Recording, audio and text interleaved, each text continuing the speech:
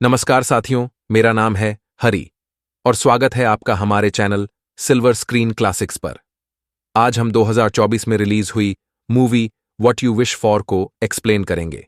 यह एक रोमांचक मनोवैज्ञानिक थ्रिलर है जिसमें एक शेफ का जीवन उसकी इच्छाओं की कीमत चुकाते हुए भयावह मोड़ लेता है। फिल्म में लालच और नैतिक दुविधाओं को गहराई से उकेरा गया है। तो चलिए शुरू करते हैं। फिल्म की शुरुआत शेफ रयान के साथ होती है, जो एयरपोर्ट के बाहर इंतजार कर रहा होता है। ड्राइवर उसे लेने आता है और जब वे गाड़ी में होते हैं तो रयान को अपने शेफ दोस्त जैक की तरफ से एक पत्र दिखाई देता है। पत्र में जैक के घर का पासवर्ड होता है क्योंकि जैक इस समय घर पर नहीं है। रयान घर पहुंचता है, पासवर्ड डालकर अंदर जाता है। भूख लगने पर वह फ्रिज में खाना ढूंढता है, लेकिन खुद कुछ पकाने का फैसला करता है। वह एक स्वादिष्ट खाना तैयार करता है, खाता है और फिर बाहर बैठकर शांत वातावरण का आनंद लेता है। शाम को जैक वापस आता है और दोनों दोस्त आपस में बातें करते हैं, शराब पीते हैं और फिर सोने चले जाते हैं। अगले दिन सुबह जैक रयान को सुबह की सैर के लिए उठाता है। सैर के बाद वे गाड़ी में बैठते हैं और रयान जैक से पूछता है कि वह घर और गाड़ी कैसे चला पाता है। वे एक रेस्टोरेंट में रुकते हैं जहां वे एक लड़की एलिस से मिलते हैं, जिसने हाल ही में अपनी नौकरी छोड़ दी है और अब दुनिया घूमना चाहती है। तीनों जल्दी से दोस्त बन जाते हैं। जैक के घर वापस आकर रयान और जैक एलिस के लिए एक डिश पकाते हैं और उसे एक ब्लाइंड टेस्ट करने की चुनौती देते हैं। रयान प्रतियोगिता जीतता है। बाद में जब वे बातचीत कर रहे होते हैं तो एलिस जैक के साथ जाने का फैसला करती है और रयान को शुभ रात्रि कहकर चली जाती है।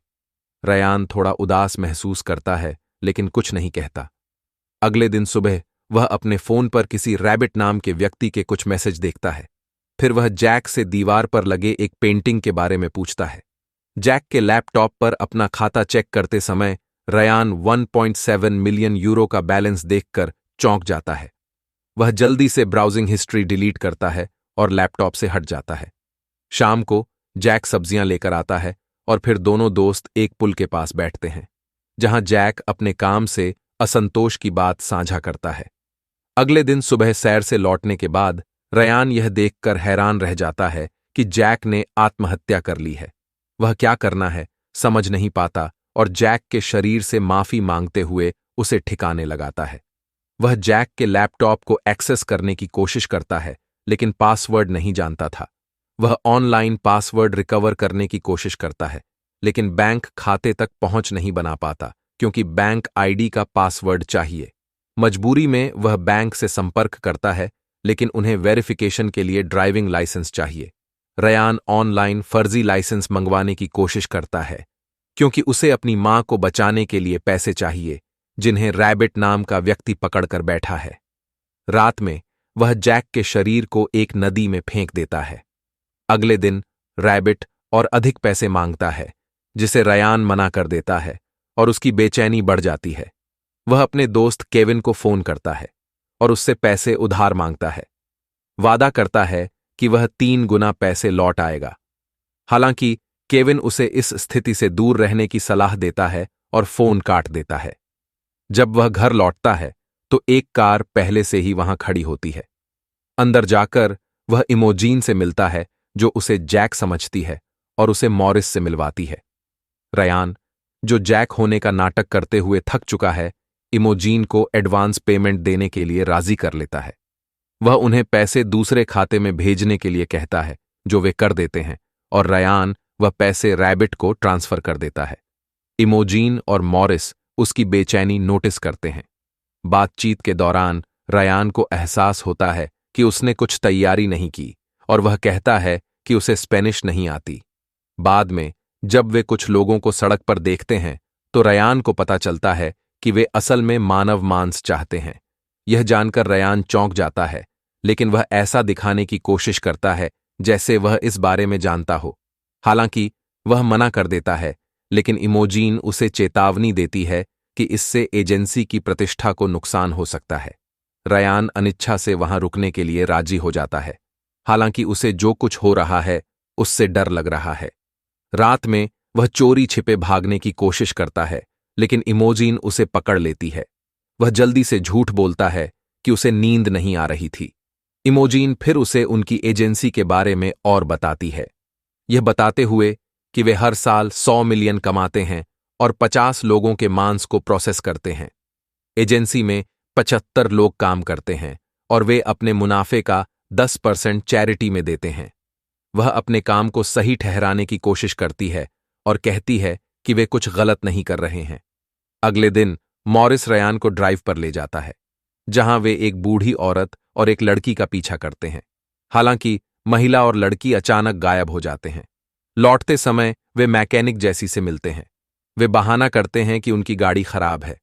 जब जैसी काम कर रहा होता है, मॉरिस रयान को कुछ पैसे देता है और उसे कार चालू करने के लिए कहता है। मॉरिस बिना किसी हिचकिचाहट के उसे गोली मार देता है। थोड़ी देर बाद महिला और लड़की पुलिस के साथ वापस आती हैं।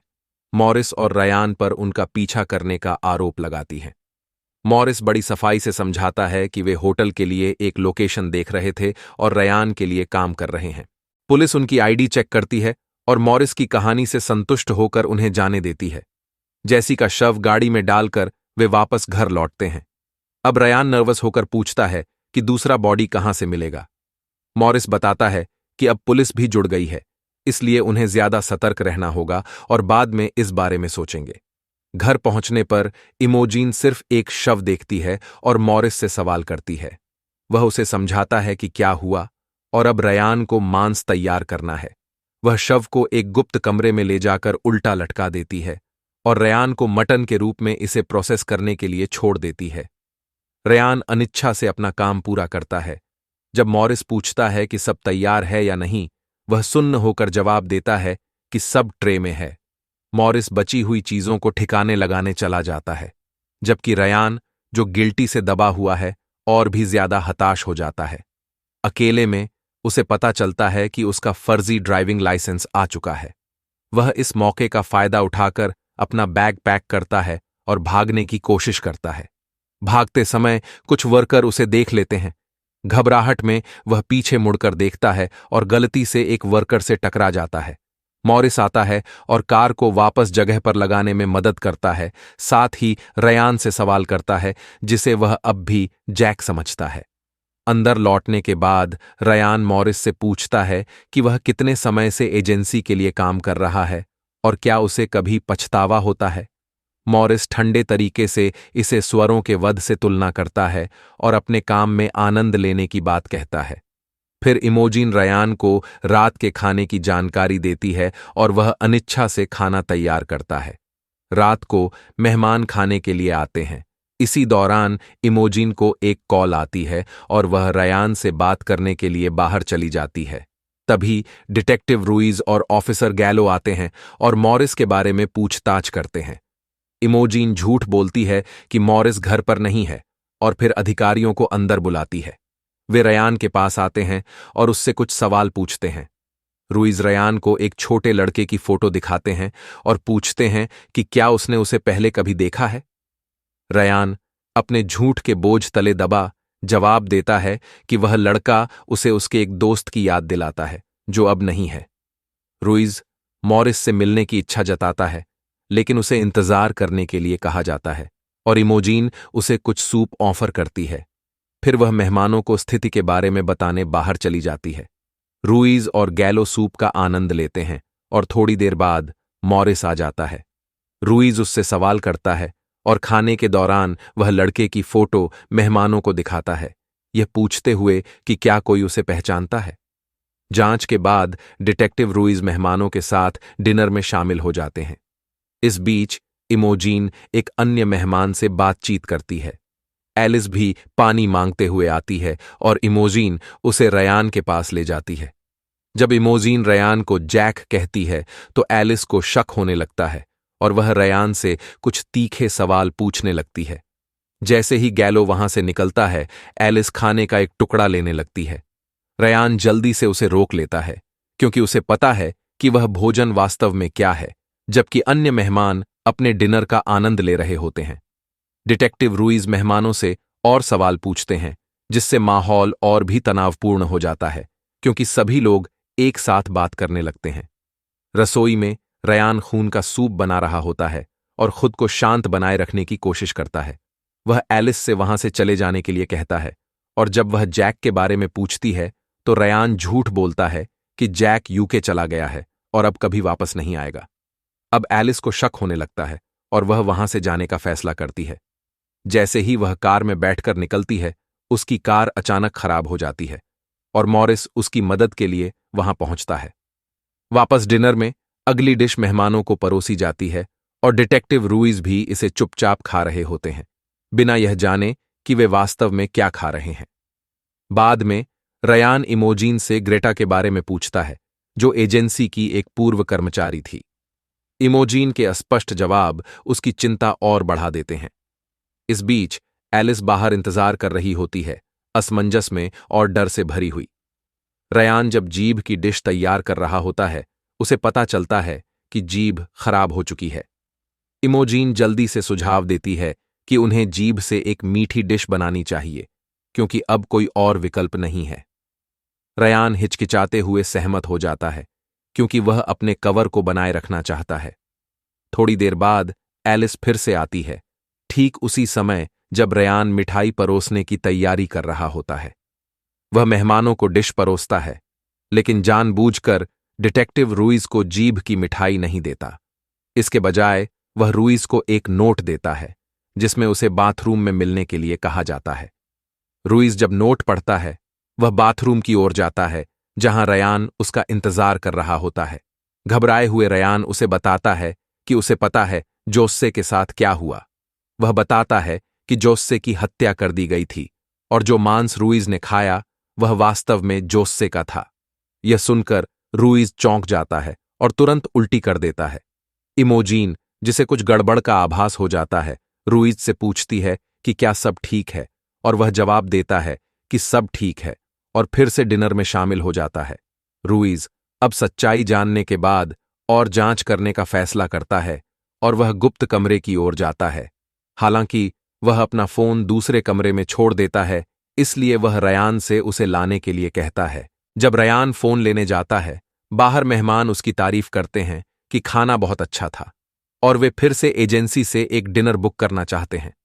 मॉरिस उसकी असावधानी को देखता है और पूछता है कि वह कहाँ था। रयान झूठ बोलता है कि वह सिर्फ एक सिगरेट पीने बाहर गया था। रयान फोन लाता है, लेकिन इमोजीन उसे रोक लेती है और उससे बात करने लगती है, जिससे उसकी देरी हो जाती है। इस बीच गुप्त कमरे में डिटेक्टिव रूइज को एलिस की लाश मिलती है। यह पता चलता है कि उसकी हत्या कर दी गई थी और उसकी जीभ का इस्तेमाल मिठाई में किया गया था, एक ट्विस्टेड बदला उस खराब जीभ के लिए। इसी समय मॉरिस कमरे में दाखिल होता है और जब उसे पता चलता है कि रूइज को सच्चाई का पता चल चुका है, वह उसे मार डालता है। जब रयान आता है, वह मॉरिस को रूइज की लाश के पास खड़ा पाता है। वे दोनों मिलकर सबूतों को नष्ट करते हैं, बचे हुए ग्रेवी को एक गड्ढे में फेंकते हैं और मॉरिस शरीर के अंगों को कुचल देता है।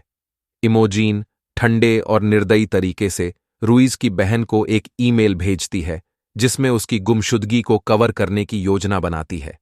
अगली सुबह रयान उठकर इमोजीन के पास जाता है, जो उसे उसके अगले काम के बारे में बताती है। बाद में मॉरिस रयान को एक जीपीएस ट्रैकर देता है। रयान अपने भाग्य से निराश लंदन जाने की तैयारी करता है। एयरपोर्ट के बार में बैठकर जब एक यात्री जिसका नाम बैरी है उससे बात करता है, रयान खुद को जैक के रूप में परिचित कराता है। फिल्म यही खत्म हो जाती है। सिल्वर स्क्रीन क्लासिक्स पर हम आपके लिए ऐसी ही और भी शानदार फिल्मों और रोचक अपराध की कहानियां लाते रहेंगे। इसलिए अगर आपने अभी तक चैनल को सब्सक्राइब नहीं किया है तो तुरंत कर लीजिए, ताकि हमारी कोई भी नई वीडियो आपसे छूट न जाए। तब तक के लिए धन्यवाद और देखते रहिए सिल्वर स्क्रीन क्लासिक्स।